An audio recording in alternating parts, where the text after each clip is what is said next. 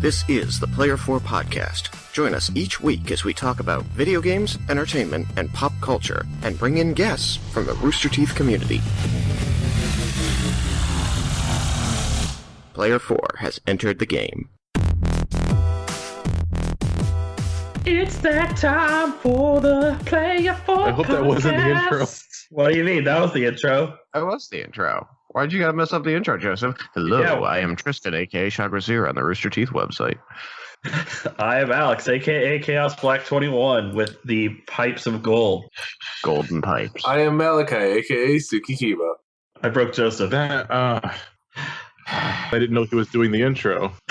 I thought the singing was a giveaway. But who's got the topics? Well, Malachi, what's on the platter for today? what's on the platter for today? Well, I guess we were gonna do some old school play and talk about some old games like Ragnarok Online that Tristan and I have been dabbling in again, and we just talk about some other random ones for fun. And Alex has. But you said some old school play, so we're gonna do Shakespeare. Maybe Old school gaming? Some retro gaming?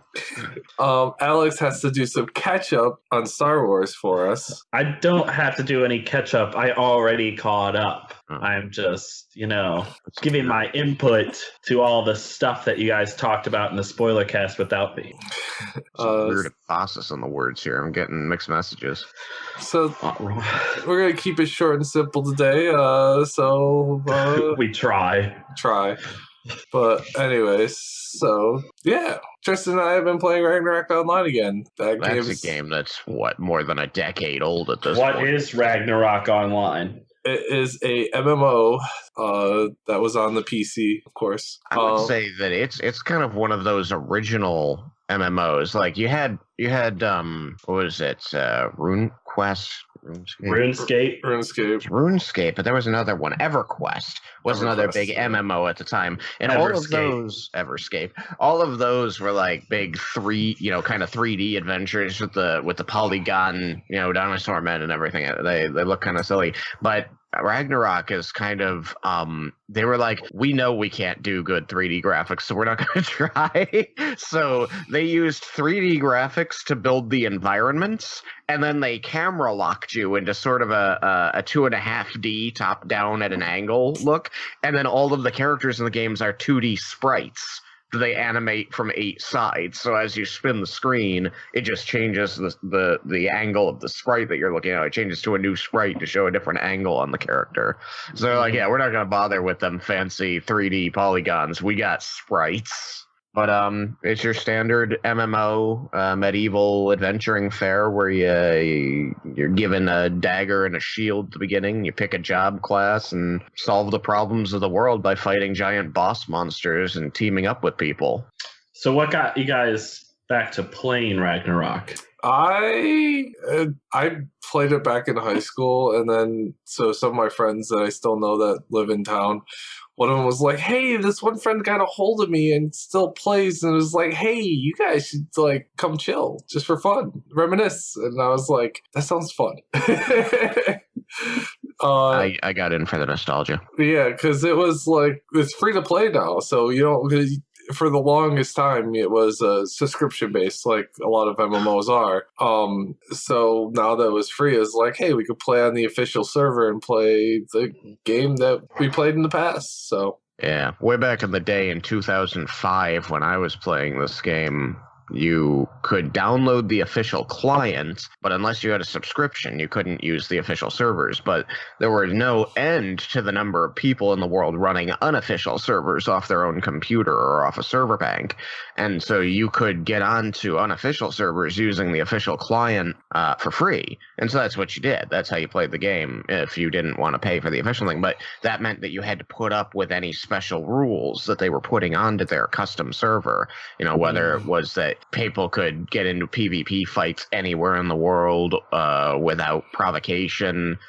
or if it was just that the EXP gain was really fast or really slow, or if all the monsters' stats were just multiplied or divided by a certain number to change the difficulty. You didn't have any control over that. Caps, so you were just like praying for a good server. No, you would use research. The forums. Yeah, you'd do some research, use the forums, talk to people to find out how different unofficial servers were run, and try to find one that had rules you could tolerate and rules you wanted to play on. And almost every unofficial server came with 2 sub-servers, what was called a high rate, where you leveled really fast and could get to end game content really quickly, and a low rate that was much closer to normal leveling speed. So no matter which server you got on, there were 2 different experiences you could get out of it. Mm-hmm.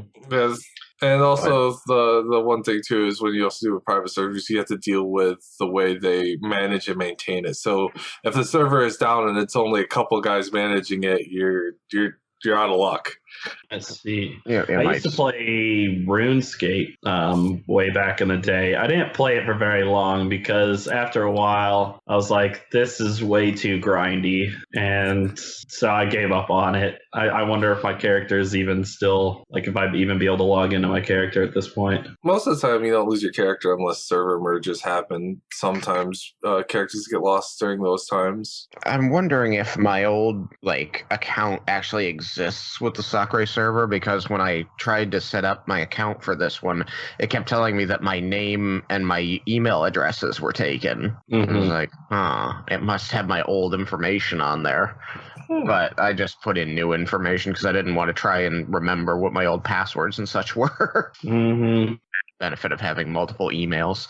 But yeah, so we're just sort of getting back into it, nostalgia's sake, running around adventuring together. We created a couple characters, picked some fun fancy job classes, playing a crusader right now, and Malachi's got a chemist, so we're just sort of kicking it back old school, trying to see where we can go with these characters, how cool we can make them. Yeah, now the way they make money is they have a cafe shop, which you could just purchase individual little things to enhance your enjoyment of the game.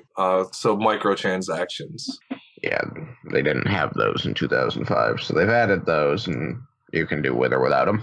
Mm-hmm. We're doing without. I wonder, marketing-wise, when they release retro games back on the consoles and stuff, or Nintendo has re-released Pokemon, like Red, Blue, did they release Red, Blue, and Yellow back on the Virtual Console? What are you talking about? Well, just the thought of these games that have already existed for so long, and they're just reselling them, and it's just pure profit now, wouldn't it be, if people just bought those again? Yeah, that's what they did. They put them on Virtual Console for $5. Oh, okay. $5 isn't too much, but still, that's making free money. Gold and silver were a little more expensive. I can't remember what they were, if they were like 10 or 15.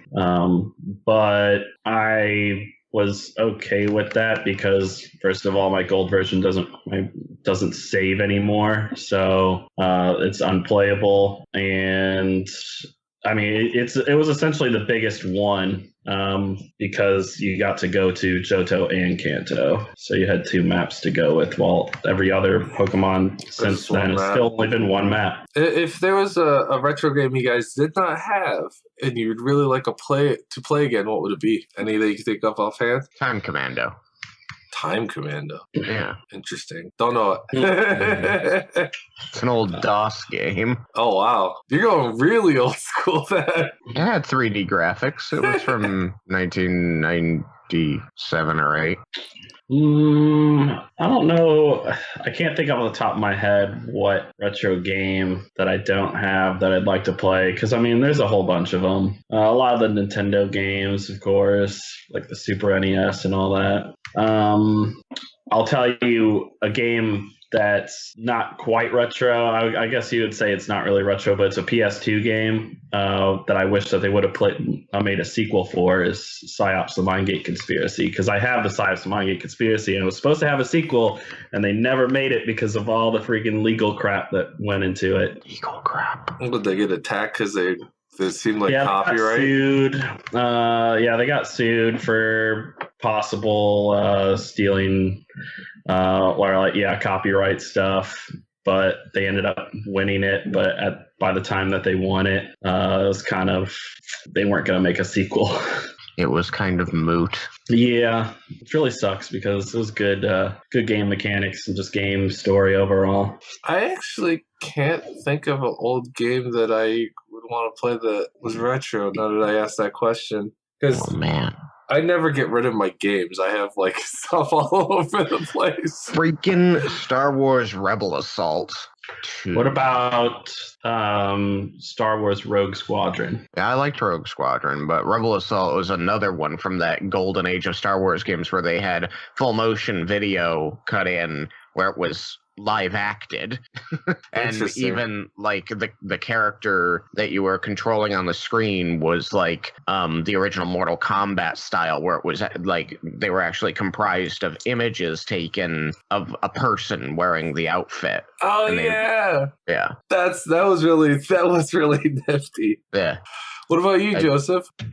I didn't do a lot of retro gaming growing up, so the ones that I do play are hit and miss. So really, I guess what I would go back to that could be considered retro, I already play sometimes, is Halo. Oh, okay. I mean, that is 2 generations old now. Yes. I guess what I would say, and I'm also doing all the Pokemon games, I guess I would go back to the Mortal Kombat games again. Specifically 2. I never got into the Mortal Kombat games, so I couldn't figure out the special attacks for the life of me. I learned them at one point because a friend had a book about the moves, and then I never got to play it again. Oh. I didn't have a console growing up. I got to college, saved up money, bought an Xbox, a copy of Halo, the OG, and a TV, just so I could play video games, and that was the game I played. Bought myself a N64, bought myself an N64, then later I bought a GameCube, and of course, I bought the N64 in like 2003, okay?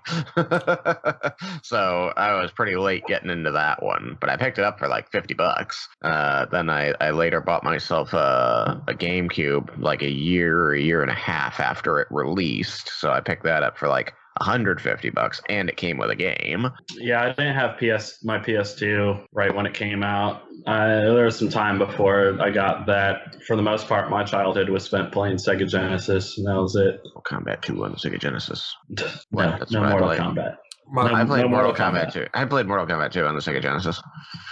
I played stuff like Sonic and Aladdin and Ranger X. What about Earthworm Jim? Earthworm Jim. I did play some Earthworm Jim. I didn't have my own copy. I borrowed a friend's. That was a great game. I love that game. It was so freaking Down the Tubes was so hard. Down the Tubes was, you guys remember the part where you had to pilot the glass bubble ships through the water through those tight, narrow just paths? Nope. Nope. Nope. I played Rayman more. Rayman to the rescue. The evil goldfish. You had to fight the evil goldfish. That's Earthworm Jim. Yeah, for Earthworm Jim. And just piloting through these tunnels was so hard, and just every time you hit, it would crack the glass of the dome, and it would slowly crack more and more. And you drowned. Yes, it was nerve-wracking. I love that game. Have we reminisced now?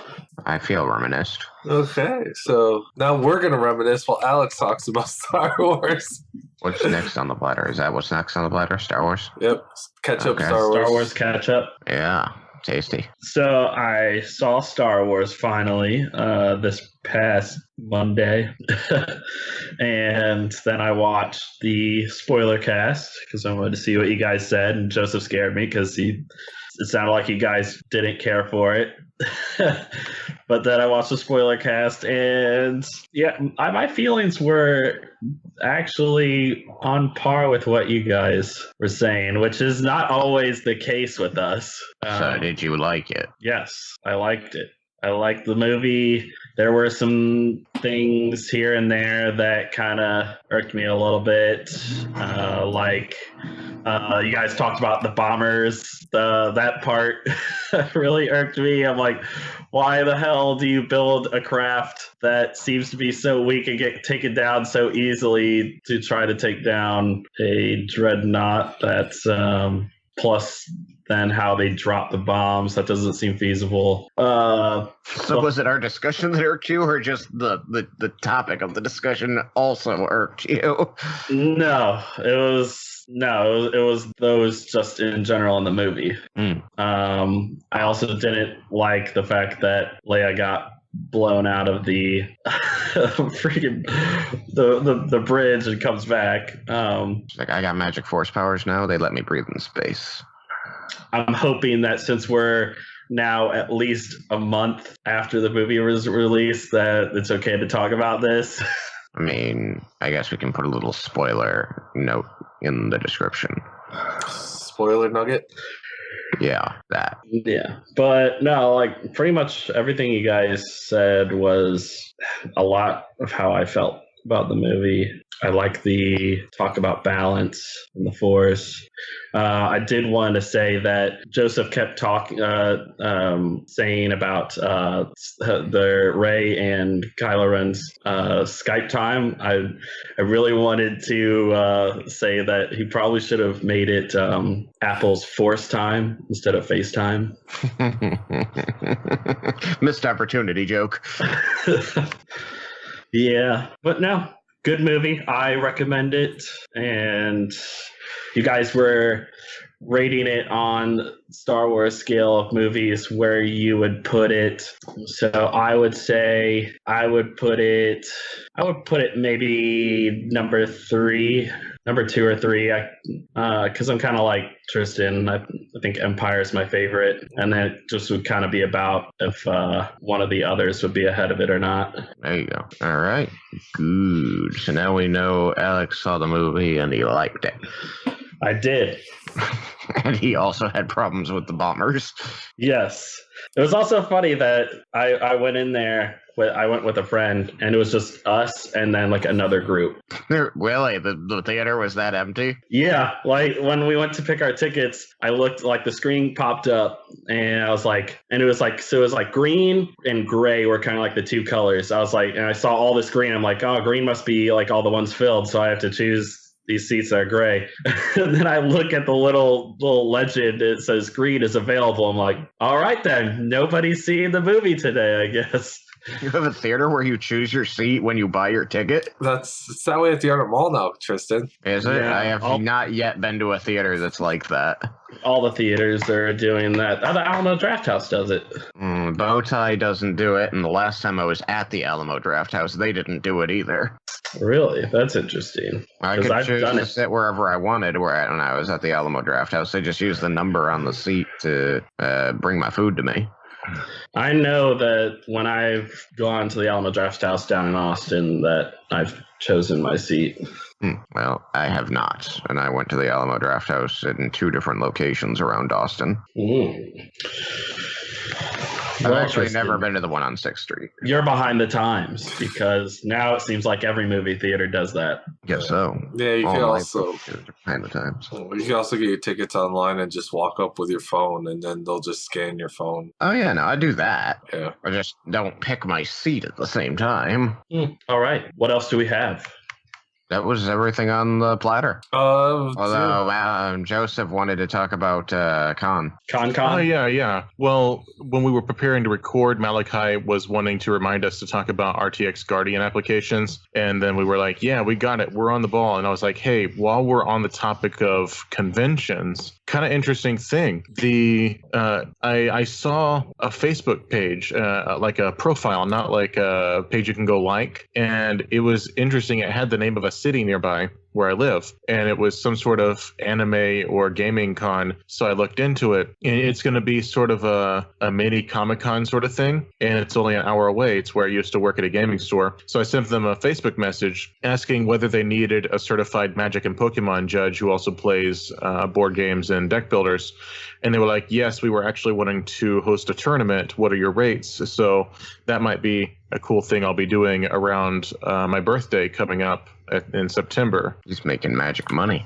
Magic money. Yeah, he's making money for more magic. Well, what is the going rate for hiring a judge? Is that we privy to that? Okay, so when this comes out, a good friend of mine who is the other certified judge in this area will have gotten back from PAX South, where he was judging for 3 straight days of Magic the Gathering, and he's getting $150 a day. Oh, that's not too bad. How many hours is that usually then, though? He's doing 10 a day, teaching people how to play. Oh, okay. Yeah, he keeps saying it like, and I have to teach people how to play for 10 hours a day.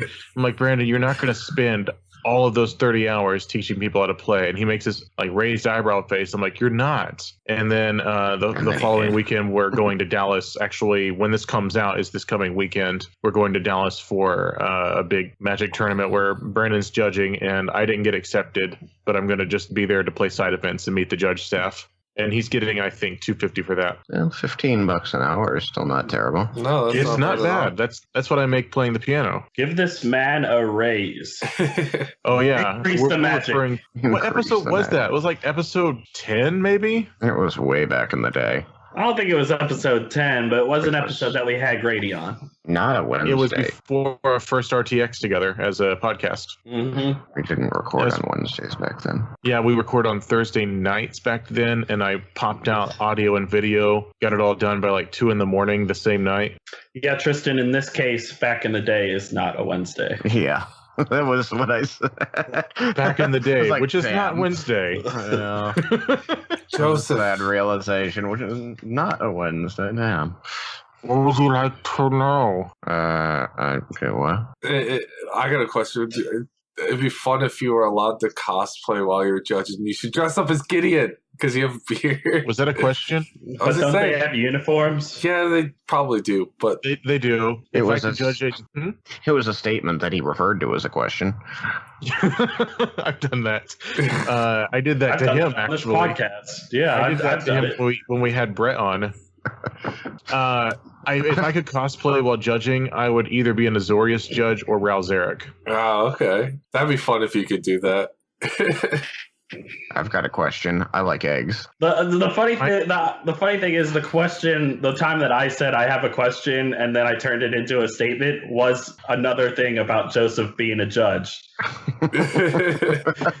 I have a question for you guys. I'm a little frustrated because when you judge as a Pokemon judge, you earn points when you submit the tournament reports, and you can spend those points in a little professor store. Only a few months ago, when I first started being a Pokemon judge, a professor, the store had a lab coat you could buy for like 80 points, which is 8 tournaments. And now it's not there, and I'm frustrated. Oh, no! Now we can't call you Professor Dunlap without... Well, we can, but you just wouldn't be looking like a professor because you don't have the lab coat. Yeah, and lab coats are not cheap if you want to buy them specifically for that purpose on like eBay. So I was really hoping I could just do a few tournaments and buy it. So instead, I just bought a packet of 80 basic energies. It's almost like a lab coat. It is. I could make a lab coat. Yeah, I was gonna say, I'm like, is 80 energy cards? Is that enough to like sew together to make a lab coat? Sew together. Sew together. Maybe it'll come back for you, Joseph, eventually. I hope so. Yeah, maybe they're just out of stock. Oh, Joseph, hope. you gotta dress up as Professor, dress your kids up as Pokemon, then take a picture, and then put the text wording underneath. Say, "Welcome to the world of Pokemon." I think Joseph could pull off Professor do it. Burt.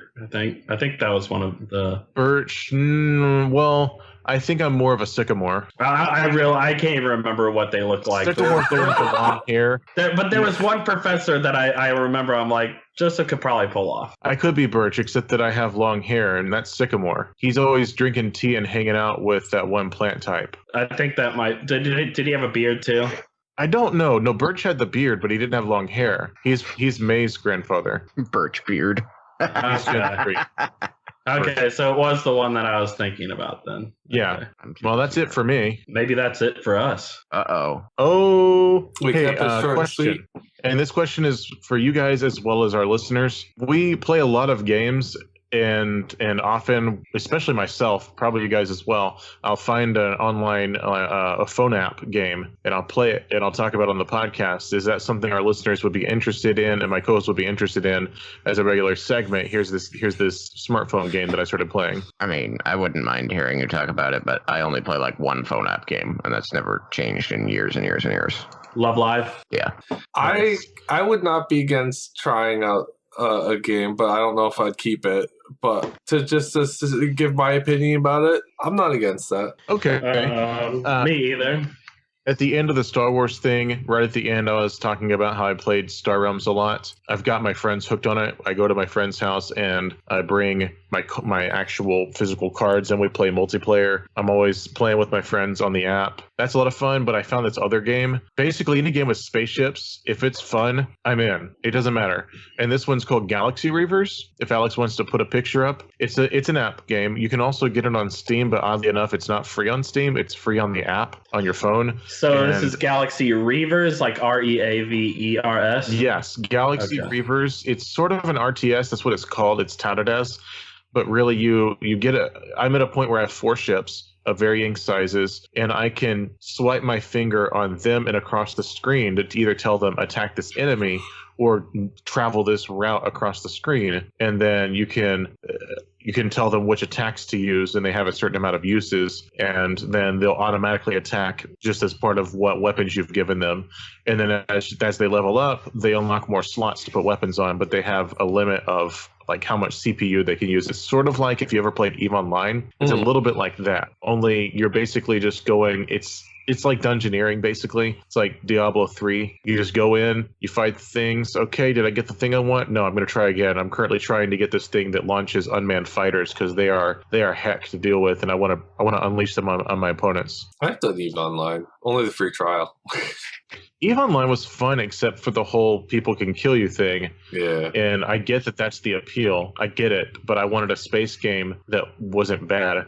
And EVE wasn't bad. It's just that I also didn't want to get killed all the time. I wanted to just shoot pirates, you know? So this is Galaxy Reavers is where I'm getting my fix right now. You needed to get yourself a less poopy ship. I had the best ship I could afford, Tristan. Well, clearly you needed to get good, noob. Whatever. So, if you had the choice, Joseph, you'd be out in space right now, flying the galaxy. Probably, I think I'd be a smuggler like Malcolm Reynolds. In a galaxy far, far away? Far away from anybody who wants to shoot him down. Yes. Can I just like go around and I don't know, I could be in a spaceship playing video games about spaceships. Mind control, isn't that like science fiction? We live in a spaceship, dear. Some people juggle geese. Goslings. They were baby goslings. It's true.